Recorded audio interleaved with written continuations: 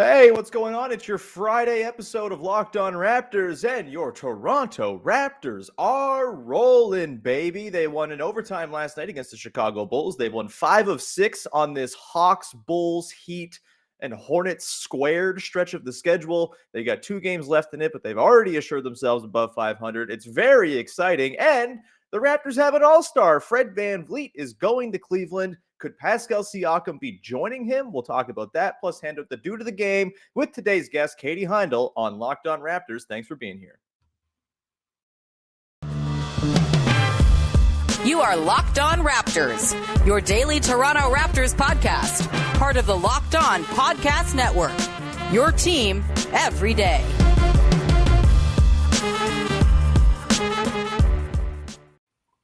Hey, what's going on? Welcome to episode number 1112 of Locked On Raptors. We've gotten into a weird range with the numbers that I'm going to stumble over a lot. Either way, I am your host, Sean Woodley of RaptorsHQ.com. You can find me on Twitter, as always, at WoodleySean. You can find the show at Locked On Raptors. And, of course, you can find the podcast free and available on all your favorite podcast platforms in audio form. Plus, you can go to YouTube and hit that big red subscribe button. And it's a very nice thing for you to do. And as always, a big thank you for making us your first listen of the day. All right, on today's show, lots to get to. Pascal Siakam had an incredible game last night, along with basically the entire list of Toronto Raptors. It was a really fun one against a good Chicago Bulls team. Feel-good win in a stretch where there's been a lot of those.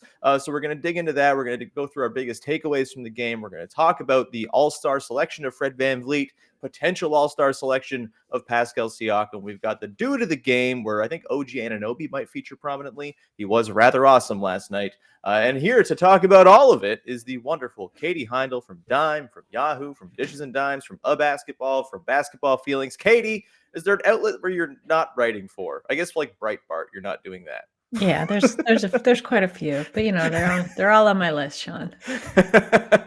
Maybe not Breitbart. Breitbart, yeah. Does it still exist? That I don't know. I don't feels think like it a lot does. of that sort of wheel of journalism kind of died when I'm the not last gonna president go went out, after but Rebel. I'm not gonna go Breitbart. Fox probably out. There's some that it's like they're not on my list, so I should fair. revise that statement.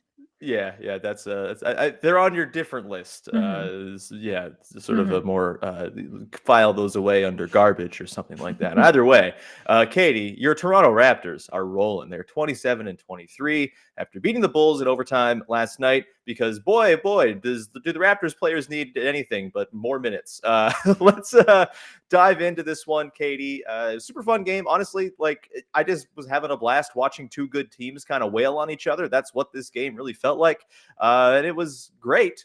And the Raptors pulling it out even greater. So your overall thoughts, your biggest takeaway from the Raptors' fourth win in a row, 5th out of 6, as they continue to climb, or not really climb, but prepare for a climb up the Eastern Conference standings.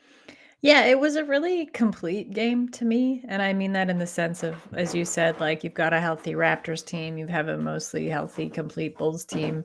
The Raptors haven't had that in a minute, it's been a nice past stretch for it. But yeah, that was kind of my takeaway, was just like, this is what complete basketball looks like. And it's nice to see it again. They played a 9-man rotation in this game. It's unbelievable. They played 3 guys off the bench more than 10 minutes, which is an absolute achievement in bench use for Nick Nurse. And yeah, I kind of felt the same. This felt to me, in particularly the first half. Look, the defense had some moments in the first half where it kind of slipped here and there, but I thought for the most part, even though they only went into the half up 54-50, I thought they played as sharp a first half as they've played during this run of really strong play. Like their offense was super crisp. They were executing.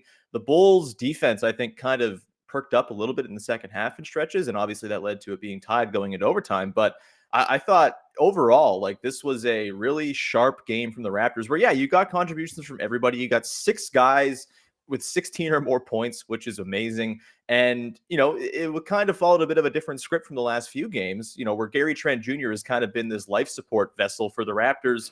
The offense has been tricky. Fred and Pascal clearly gassed and exhausted, and Gary Trent Jr. is just taking it upon himself. And, last night, a bit of a quieter night for him until he gets a steal and hits the dagger 3 in the last 20 seconds. But you get Pascal having a really strong first half, kind of giving way in the second half to Scottie Barnes and OG and Fred VanVleet.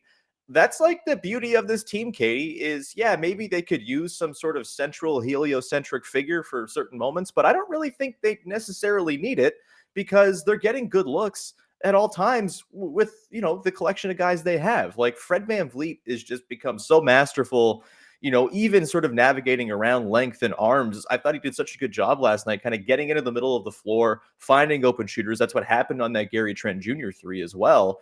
Like he's just been really, really airtight in terms of, or he was airtight last night in terms of his like second half probing and creation as Siakam saw a lot of attention and had to defer back to Fred. Like just it's kind of a whack-a-mole thing, right? Because then you get to overtime and OG's scoring all the buckets and Scottie Barnes is filling in the hoop. Like it's a cool collection of guys. Does it concern you at all that there's not sort of like one clear defined number one, or is that like more of a feature and not a bug to you? Well, first I'll say that it's nice that Gary was saving it up. A small part of me was happy that he didn't break DeMar's record the night that he was playing DeMar. I didn't think that would be very fitting, so I'm glad that he didn't. As for there not being a central figure, no, not at all. That was never, I mean, honestly, even when Kawhi Leonard was on the team, like I know he's a central figure. Yeah, he was a central figure, but it still didn't feel to me as if the Raptors team was structured with that in mind. Like he was able to slot in very easily into like space for him. But I think like the Raptors have continued on with that kind of dynamic, which is fine. I mean, it used to be you couldn't necessarily afford or attract a central figure, but now it's just the team is formed so that it doesn't really need one. And I mean, Fred is as much of that as you want to get, but the tandem duo of Fred and Pascal Siakam works so well. I don't know why you'd want to pick one or the other. And like you've got the trifecta of like Fred and OG and Pascal. Again, like why would you want to pick one above the other? They do a really good job of like shuttling in and out who's going to be the guy at any given moment of the game. But like that's all part of their fluidity, and that's what makes them such a tough team to beat.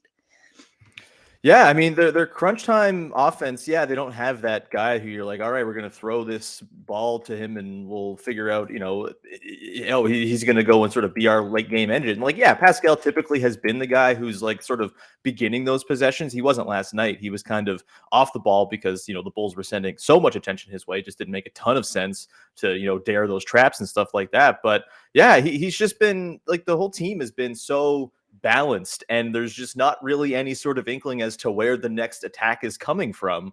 And that's got to be difficult in a different way than it is sort of dealing with like a LeBron James type in crunch time where you kind of know there's this inevitable force. The Raptors go with this sort of, guess what? You have no idea what we're going to run here. We could run a Spain pick and roll for Gary Trent Jr. We could run, a 3-4 pick and roll between Siakam and OG. We could run some weird football play. Like there's just a lot of unpredictability to what the Raptors do. And their main five guys all being guys who you're pretty comfortable with taking a big shot. Even Scottie Barnes, look at him scoring over Nikola Jokic in overtime, tapping it in to send it to overtime as well. Like there's just a lot of trust, I think, that whoever ends up with it at the end of whatever the progression the offense is going through is like, it's going to be a quality look. And that is pretty fantastic. When you got guys like OG hitting threes the way he did last night too, like it all just kind of comes together. The defense is still capable of really, really high moments. It wasn't so good in the second half. They gave up 64 points, but again, I think that was a lot of a function of just like a really high pace in this one. It was kind of a track meet back and forth. I think the Raptors before overtime started had already tied their season high for shot attempts in a game at 107 with the game against the Heat on Saturday.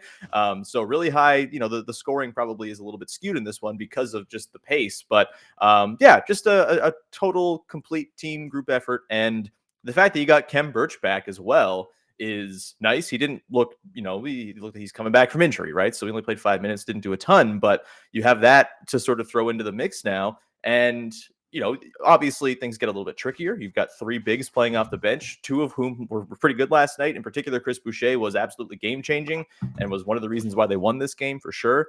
But, it's one of them good problems. Oh, no, we have three useful bigs off the bench. What the hell are we going to do? I guess the deadline will kind of, we'll see if there's some sort of shakeup in the way the rotation is assembled. But Things are looking up, Katie. It's looking pretty good. Are you like sort of setting your visions on like higher things in the Eastern Conference now? The Nets are losing games all over the place. The Cavs are hurt. Like, do you think there is a pathway here for the Raptors to ascend beyond even maybe the 6th seed, which has kind of been that white whale that they've been chasing to avoid the play-in all year?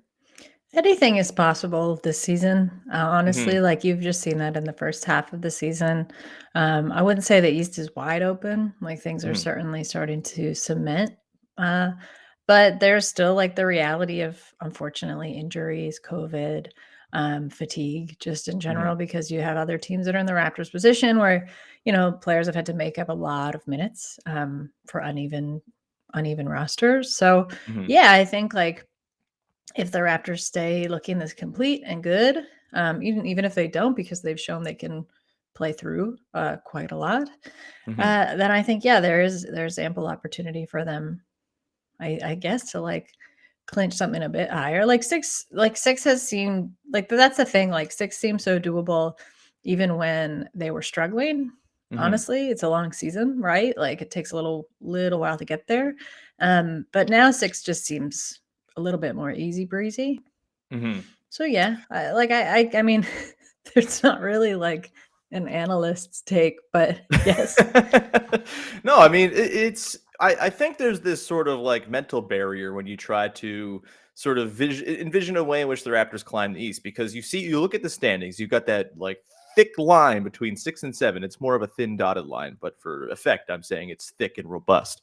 And like the top teams above them are all teams outside of the Cavs, probably, are teams you would have expected to be there and seem a little bit like inevitable. But when you consider that they've beaten the 2 teams that are currently tied for the 1 seed 3 times in the last 6 days. They have beaten the Bucks twice this month. They are also only 4.5 games out of literally first place. Like, I think it's okay to be a little ambitious here. And I think that should kind of go into the thinking of the front office as well, as they look towards the trade deadline and sort of calculate, okay, like, is this worth kind of cashing some chips for it and making a bit of a run?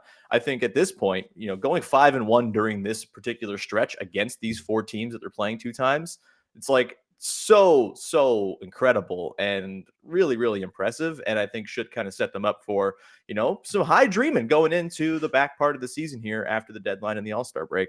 I Speaking of would dreaming, I would go just ahead. hesitate quickly. Like I would not hedge. I would not like cash it all in at this point.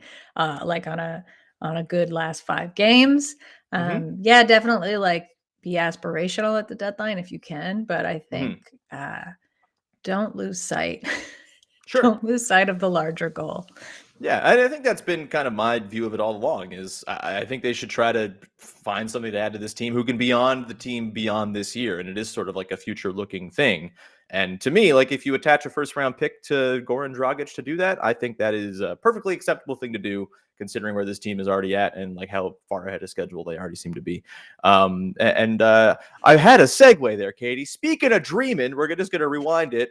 Fred VanVleet, that dude, his whole life is a dream. We're going to talk about Fred VanVleet, who is now a freaking all-star. It's really awesome. We're going to get into that and just sort of shower Fred with love and praise in just 1 second here on the pod. But first, I want to tell you about our pals over at BetOnline. BetOnline has you covered this season with more props, odds, and lines than ever before as football continues its march through the playoffs right towards the big game next weekend. BetOnline.net remains the best spot for all your sports scores, podcasts, and news this season. And it's not just football. BetOnline has up-to-the-minute info on pro and college hoops, NHL, boxing, UFC, along with live real-time updates of career games. And hey, they also have baseball. Whenever baseball comes back, might never happen again because, boy, oh boy, Rob Manfred. Whoa. Anyway, don't wait and take advantage of all the amazing offers available for the 2022 season. BetOnline is where the game starts. And we continue on with your first listen of the day here on Locked On Raptors with Katie Heindl and Fred VanVleet. Katie, the man from Rockford, the undrafted free agent in 2016, who had a speech that they aired part of from his draft night where he was talking about how it could only ever be this way. He has now been named an NBA All-Star. It is the stuff of movies, Katie. We all kind of expected this to happen. It got a little hairy there watching the broadcast when Chris Middleton makes it and you're counting up the players and you're like, uh-oh, and they're going alphabetical too. So Fred's going to be near the bottom with that V. Shout out to anyone who was low on your class list for pizza day growing up as a W. I was there. Anyway, yeah, just kind of what were your emotions kind of seeing it happen, the reactions? They did the open gym moment on the Twitter last night. Just incredibly good vibes all over the place and so deserved and such an incredible story start to finish. And it's not anywhere close to over. He's in his 6th NBA season. Yeah, it's wonderful. I mean, a part of me is also like, wow, it's kind of crazy it took this long, you know what I mean?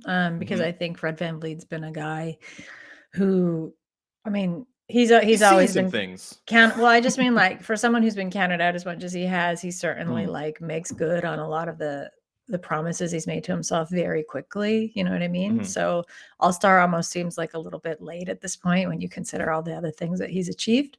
But it's important to him. I think it was really beautiful the way that the team sort of rushed him. I think it's extremely nice that DeMar was there too and got to kind of be involved in that moment with him. Like that was one of his rookies. So I think that's a pretty cool full circle for them. I think it'll be great. I think it'll be wonderful to watch Fred VanVleet, probably again, like Lowry, one of the only players who will take the All-Star game seriously and will bring to it some kind of gravity and fun in that way. But yeah, it's really cool. It's really cool. I have to say, shout out to when Amy asked him a question. I think it was, it wasn't post, it was before the game. No, it was post game. And it was the first time I'd actually ever seen Fred kind of pause and not have a ready answer. But she was just like, you're a champ. Now you're an all-star. Like, where does that come from? And he was just like, I don't know. And I think for someone who's just like spent so much of his career based on this singular focus and like dedication to, betting on yourself and overcoming the odds and not really paying attention to any of the detractors or lists or whatever. There must be these moments of pause when you get to the thing that you wanted, when it all sort of still has to hit you, like you can take a minute and like catch your breath. And I feel like that's what he was doing at that moment, which was pretty cool to see. But yeah, it's great, man. Yeah, like it's probably cliche to say he's like inspirational, but like it's true. Like it's just like an unbelievable sort of arc that he's gone on. And like I was getting a little introspective last night, like watching Fred, watching the playbacks of the clips. Like I don't know about you, I feel like a lot of people, I've been in sort of like a general malaise as like a human being for the last couple of years. I felt very little motivation to like improve my station in life. I'm just like, yeah, I'm here, whatever. We'll just roll with it, and that's cool. It's been tough, and I like earnestly last night watching Fred VanVleet talk about being an all-star. I was just like, yeah, you can get your shit together, dude. Like, you can like get off. You can stop playing Stardew Valley all the time. You can start like, improving yourself and bettering yourself. Like, it sounds silly, but it's like very true. He's a really, really easy dude to kind of get caught up in the lore of because of just like kind of everything he exudes. And I still really can't believe the fortune of handing the keys over from Kyle Lowry directly to that guy. Like it's teams dream all along of like stringing along success, right? And, threading the needle from one era to the next. And the Raptors just casually did that with the greatest player in their franchise history, handing it over to someone who's going to go down as one of the greatest players in their franchise history. And they didn't even skip a beat. And if anything, like Fred's gotten even better. Like it's just, man, really, really awesome stuff, and could not want to pass along enough congratulations to Fred VanVleet for getting it done. And I guess that kind of leads us to the other sort of all-star question with the Raptors. Pascal Siakam does not make the team. I think that was kind of expected. There was a lot of guys who were deserving. And so, I think Chris Middleton making it is probably the one that most people would quibble with. Probably Drew Holiday has been better than him this year. Maybe should have been on the team ahead of him, but that doesn't involve Pascal Siakam, of course. That said, Kevin Durant is hurt and is not going to be playing the All-Star game. There will be an All-Star injury replacement named, at least one of them. And as you mentioned earlier, this season's unpredictable as hell. Maybe there's more. You hope there's not, but maybe there is. Maybe Fred VanVleet wants to take a nap. I don't know. But with at least one injury replacement available, the candidates I think you run through are, probably LaMelo Ball. I would say Drew Holiday, Jarrett Allen, your fave, Miles Bridges, your other fave, and Pascal Siakam. I think if you go on just like the pure statistical and on-court impact, Siakam is pretty clearly maybe in running with LaMelo, but like LaMelo doesn't have the defense Siakam does. Like I think Siakam on merit should be there as the replacement. He's playing at an all-NBA level right now, and I don't think you can say that about any of the other guys. And you can honestly say that Pascal is playing better basketball right now than the guy who just got named to the All-Star team, Fred VanVleet. Like, that's how good Siakam has been lately. That's not to say Fred's not deserving, by the way. Fred's the deserving All-Star on this team of the two for the whole season contribution. But when it comes down to that extra bonus spot, do you think Siakam gets it? It feels like the factors are kind of against it. It's in Cleveland, so you've got Jarrett Allen potentially getting it. Also, it's the All-Star game, and the Hornets have been good, just as good as the Raptors, and they didn't get somebody, so maybe they get LaMelo or Miles Bridges ahead of Siakam just to sort of even things out. Are you feeling hopeful for Siakam getting that second All-Star nod as an injury replacement, or do you think it's going to go somewhere else? Yeah, I think it's going to go somewhere else. I mean, I think they'll also, you'll look at the fact that, like, not to say if you've been there before, obviously you don't get to go again. This happened, like, guys go all the time. But I think, if anything, it's the other way around because inertia is so powerful. But I think, it's given that it's in Cleveland, but I really don't mean that as like a consolation. Yes, I do love Jarrett Allen, but I also think Jarrett Allen has had one of the most deserving careers thus far this season, right? Like, well, thus far, and then like certainly in play this season to make that team. I would be surprised if it wasn't Jarrett Allen. Yeah. I'm sorry, Pascal. I just I don't know. I feel maybe too realistic as a Raptors fan now to think that we would have two guys in this game. Yeah. No, I agree. I don't think it's going to happen. Again, I think on merit, Siakam's been the best of those guys, but it's just not always how it works. And I think my money would be on LaMelo Ball because the Hornets didn't get somebody, and LaMelo is kind of like a perfect all-star player with the lobs and stuff. So that would be my sort of loose prediction right now. I think it'll be him or Allen for Adam Silver's pick, but it's worth noting Siakam has 100% played at a level deserving of being on the all-star team. And I think of all of the guys who were on the fringes of making that sort of injury replacement spot, I think if you're looking at someone in that group and saying, of these guys, who's going to make all NBA at the end of the season, Siakam has, I think, pretty clearly the best chance of all those guys. So, probably not going to happen, but does not take anything away from how damn good Pascal has been, and he continued to be that last night. Boy, oh boy, he's really, really good. And his defense late in that game against DeMar DeRozan, the one possession where he blocked him, or didn't block him, but contested him at the rim, forced a really short miss, then contested him like 18 feet out. He's so good.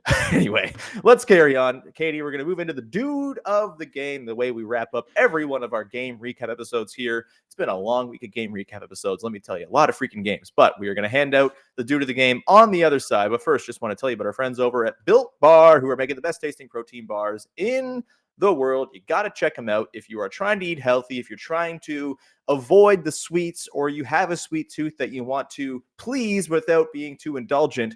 Built Bar is for you. They have a ton of great flavors, and they are way better for you than your standard candy bar. The average Built Bar contains 130 calories, 4 grams of sugar, 4 grams of net carbs, and 17 grams of protein. You can compare that to any candy bar, which is usually going to have at minimum 240 calories, 30 grams of sugar, and dozens of net carbs. It's not even close. Get yourself a Built Bar. They have tons of great flavors, as I said, a flavor for everybody. They got fruity kinds, they got more chocolatey and sweet kinds, really sort of indulgent confections, and they'll have a limited time flavors that pop up from time to time as well. Caramel almond. Get caramel almond if you ever see it. I have a couple in my fridge. I'm scared to eat them because I'm scared I'm never going to get them again. That's how good those things are. They got me up nights thinking about, is there going to be more caramel almond coming to the site? Go to Built.com, use the promo code LOCKED15 and get 15% off your order. That's the promo code LOCKED15 for 15% off at Built.com.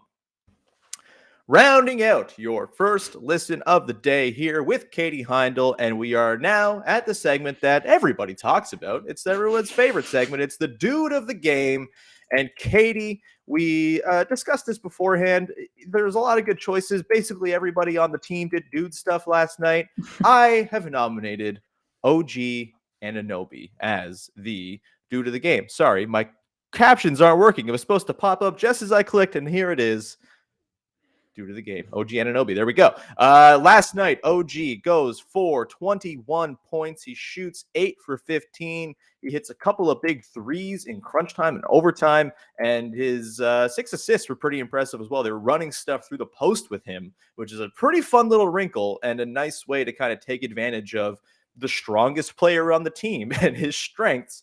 Thoughts on OG's game last night, Katie? You know, I've talked earlier this week. He's kind of been the forgotten man during this run with, Fred having the all-star buzz, Siakam doing his thing, Gary Trent, scoring 7,000 points a game. But OG has been rock solid lately and providing just like a really, really great third option for the team. Thoughts on his effort last night against the Chicago Bulls? That's sort of the beauty always of OG is that quiet, like that quietness, right?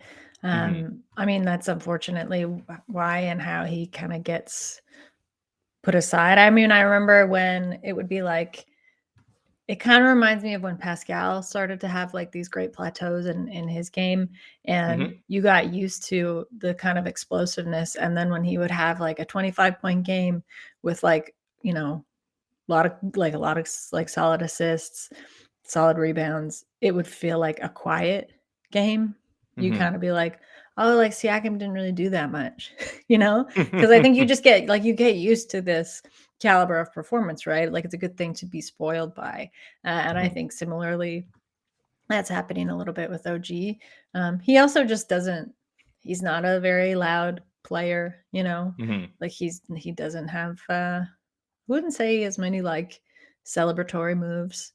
He just is very like stealthy and kind of deadly out there, which is a very cool thing that I still like of how much it unsettles in teams, especially when he just seems to pop up where they were not expecting him, which I really like. So yeah, man, OG looked great. OG's looked great for as long as he's been back, honestly. And I just I'll always say this about OG, but it just feels very overdue for him.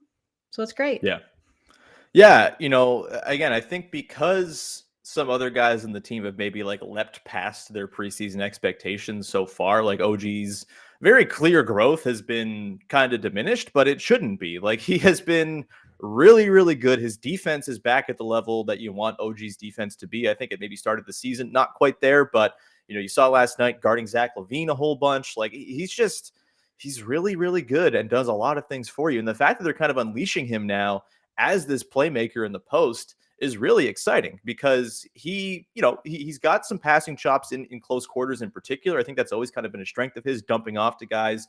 We saw them late last night find that play to Scottie Barnes under the basket in crunch time with, through the post, and they went right back to it again. OG had a little turnaround jumper. Maybe he could have gone right up with it. It seemed like maybe there was a lane at the basket there, but that's part of the learning experience, right? And the fact that he's kind of testing out new things in his bag is never going to be a bad thing. Over the last 6 games that they've gone 5-1 in, OG 19.3 points. He's shooting 53.4% from the floor, 45.7 from 3. Those struggles seem to be kind of dissipating. 6 boards and nearly 4 assists as well. So a really, really excellent stretch here from OG.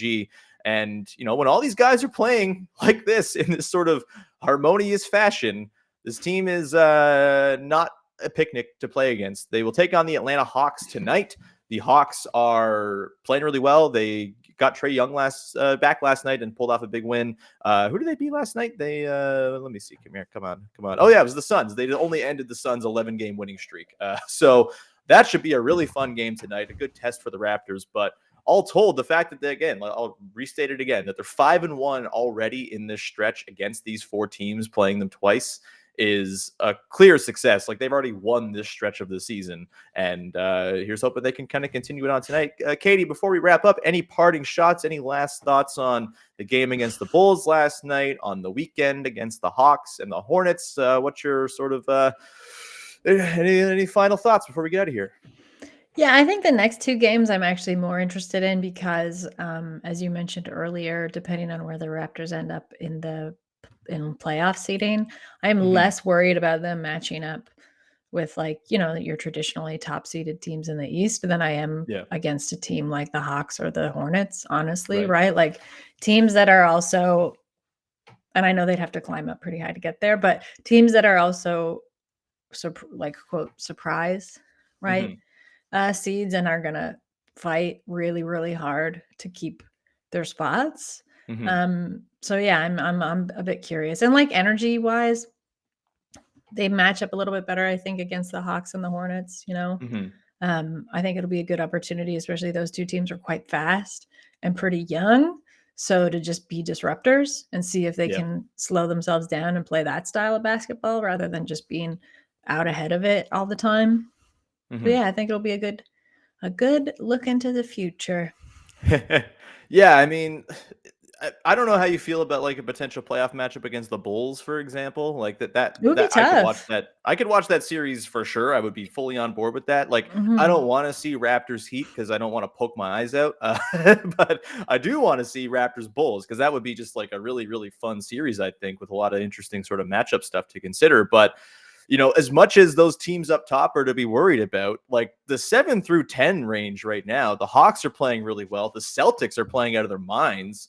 And, the Hornets have lost a couple here. They might be maybe like the least potent of those four teams, but they're not impotent. And the Raptors obviously playing really good basketball too. Like that 7 through 10, I don't think anybody's thrilled about being a 1 or 2 seed in the East this season because you're going to play some combination of two of those teams. Like Mhm.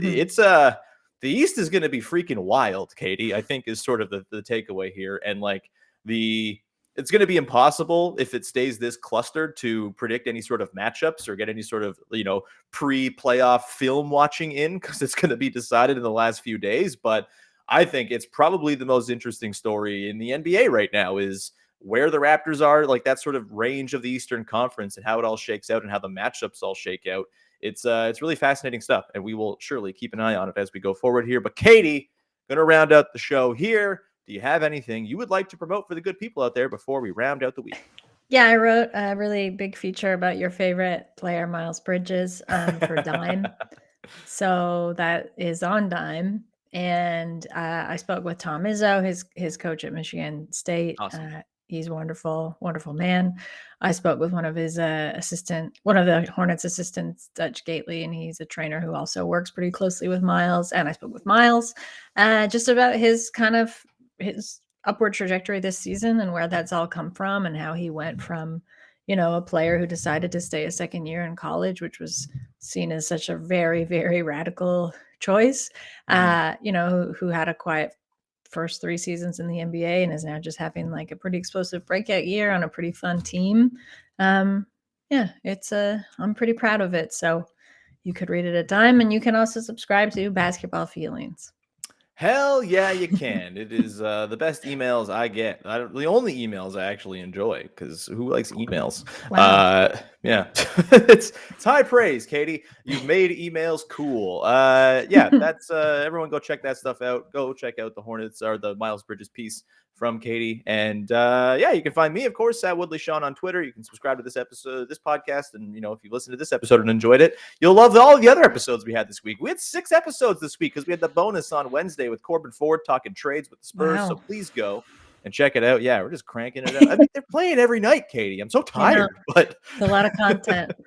yeah. But yeah, you can go check those episodes out. Subscribe to the show on YouTube if you have not yet. You can find the show for free on all your favorite platforms as well. And thank you, as always, for making us your first listen of the day. Go make your second listen Locked On Bets, as the big game is 9 days away, and they have your inside track and all of the props and odds and lines and overs and unders and totals and all the other gambling words that you like to use over on Locked On Bets. So go subscribe to that show with your boy Q and Lee Sterling of Paramount Sports, getting you in the know ahead of the Super Bowl. And with that, we will wrap up this episode. We will wrap up this week. We'll be back again on Monday as it's trade deadline week next week. And so we're not going to plan too much. We'll just see what happens and react as we go. And until then, thank you so much. Have a great weekend.